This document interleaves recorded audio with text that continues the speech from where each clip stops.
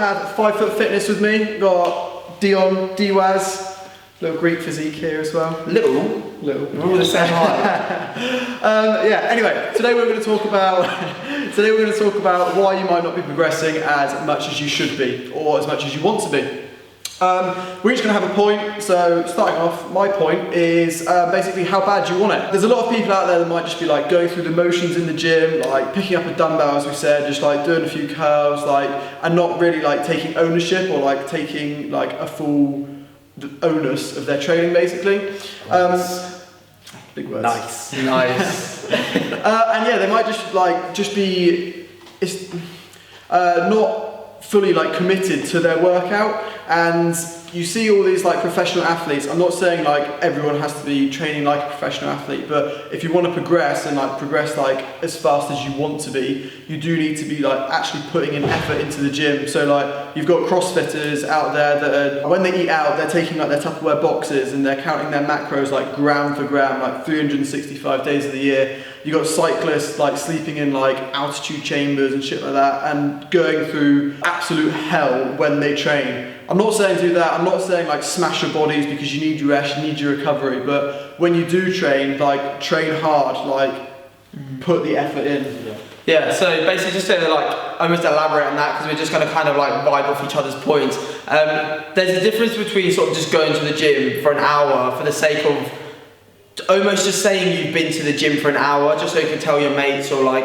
just because you think you've been in the gym environment and stood on the gym floor for an hour that you're going to make gains. Like, it doesn't work like that. You need to honestly utilize that time that you have effectively and train to the point in which it is physically difficult. Now, not everyone sweats, like that's all different, but you should definitely be seeing like signs of pushing yourself to the point, not always failure, but to the point in which it is almost like physically uncomfortable in the reps and sets that you're doing. And a lot of sort of bodybuilders or powerlifters or a lot of people in the training world state that you shouldn't start counting reps until it gets hard or something like that. And that's not, don't take that literally, but almost what they mean by that is it takes a certain amount of reps to get to the point in which you actually start utilizing the weight. Man, I literally made a meal out of that. Keep going. It gets to the point in which, yeah, you always need like a certain amount of reps to get yourself to a point in which your body is not used to, and then you push through those boundaries, and that's when you're actually going to be making progress. Yeah. So, just wanted to sort of elaborate on that. Yeah.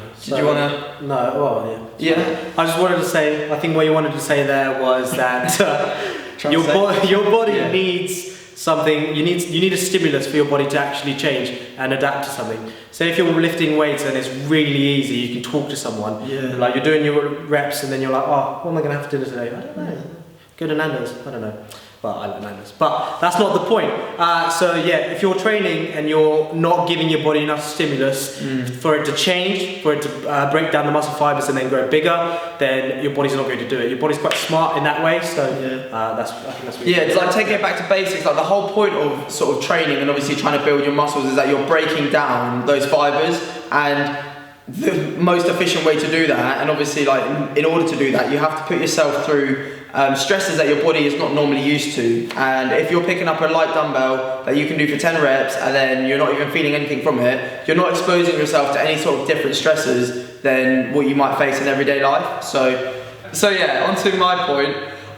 You need to have structure to your training, and you need to have some sort of measurability with what you're doing and tracking your workouts.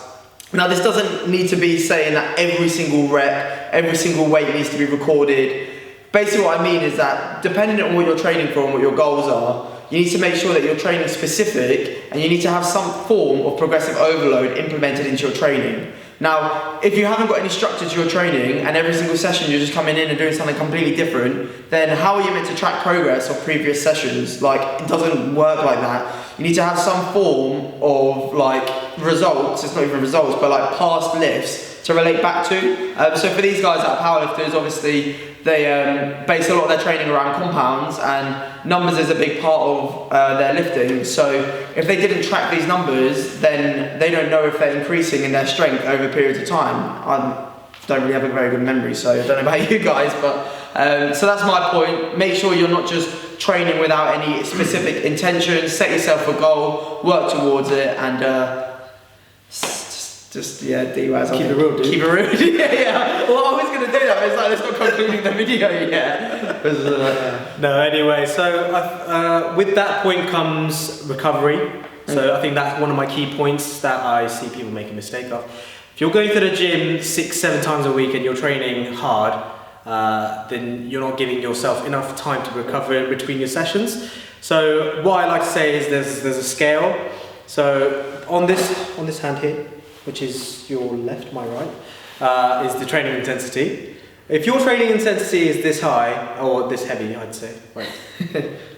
Right. Light? Heavy now. Okay. Anyway, so your recovery is going to match that or be higher than that for you to start progressing. If your training intensity is this heavy and your recovery is about here, see how that doesn't match up? You're not giving your body enough time for your to recover from your training sessions. And if you're training too intensely, this is where the talk of overtraining comes from. But most of the time, if you're just a beginner, you don't need to worry about overtraining. I say that loosely, most of the time, because most of the time people are going to be doing what Dion just mentioned. But as you get more into your training and you're thinking, oh yeah, let's do this. For example, you're doing, I don't know, this is what I used to do anyway back in the day. So in my first year of uni, when I was just starting lifting heavier, I used to do 1 rep max, probably like 2 or maybe 3 times a month. And then I was thinking, damn, why am I not getting strong? I was like, why am I not getting strong? I was like, I'm doing the work, and then I'm gonna retest what I've done. So yeah, but initially what I'm talking about there is literally because going for a 1 rep max is very tasking on your entire body, especially your central nervous system and your muscles. Then that's gonna obviously affect your recovery time. So if you're doing 3 1 rep maxes a month, then you're going to need a lot of time to recover from those training sessions. So you need to progressively overload and then think about how you're going to increase your strength over a period of time, because strength is a skill as much as just strength, obviously. So yeah, that's my point. So you just got to keep your recovery in check with your training sessions and intensity. Yeah, so notice how they all, I was going to say it and then he carried on talking. So if you watch the video, I go like this.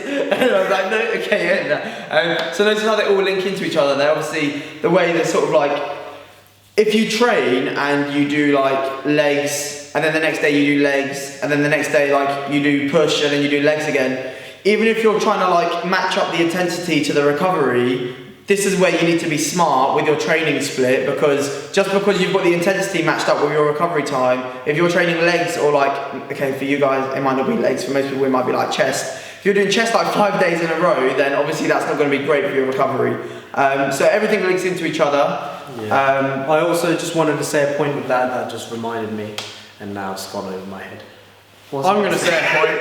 What we're saying as well is not to like smash your body. It's definitely not to go to failure every single set, every single rep. That's like far from it. Like if you go to failure, you're going to absolutely kill your central nervous system, and like it's just completely pointless. You're better off with your compounds and like heavy lifts and things like that, thinking about the velocity of how fast you lift it. So loads of papers have shown this, like loads of studies have shown as long as you're lifting the weight at like almost maximal velocity for whatever your coach has like do you want to explain what velocity is to the audience? Velocity is how fast the weight goes up and down, or like side to side, depending what you're doing, but how fast the weight moves.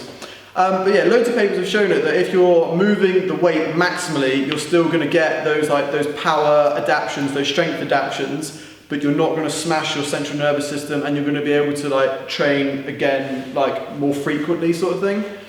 So yeah, that also comes to the point that just because we've said all this and you need to train hard, you also need to train smart, which with that led nicely into that.